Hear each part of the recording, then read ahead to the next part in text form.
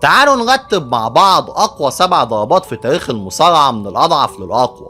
وفي المركز السابع بتيجي حركة باتيستا بوم. وأي نعم ضربة الباور بوم دي في مصارعين كتير عملوها، لكن باتيستا هو اللي خلاها مرعبة وأيقونية لما بيشيل خصمه لفوق وبعدين يوقعه بشكل عمودي.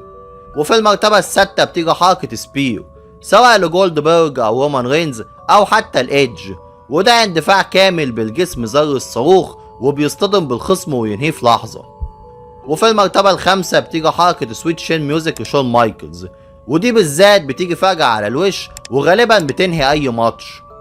والمرتبة الرابعة بتيجي حركة F5 لبروك ليزنر، فهو بيشيل خصمه على كتفه وبعدين يوقعه بأعنف قوة، والضربة دي بالذات هي اللي أنهت سلسلة انتصارات الأندرتيكر في راسلمانيا. وفي المرتبة التالتة بتيجي حركة ذا اركي او راندي اورتن، ودي الضربة الأسرع والأخطر من وجهة نظري، فهي بتيجي من أي مكان وفي أي لحظة. والمرتبة التانية بتروح لحركة ذا بيدجري تريبل اتش، فهو بيمسك خصمه من دماغه ويثبت ايديه وينزل بيه براسه على أرض الحلبة، ودي ضربة قاضية خلت تريبل اتش واحد من أخطر المصارعين. والمركز الأول فهو بيروح بلا شك لحركة ذا تومب ستون بريدلايفر لأندرتيكر، فالأندر بيشيل خصمه ويقلبه وينزل براسه على أرض الحلبة، ودي ضربة أسطورية اتدفن بيها أعظم الأسماء.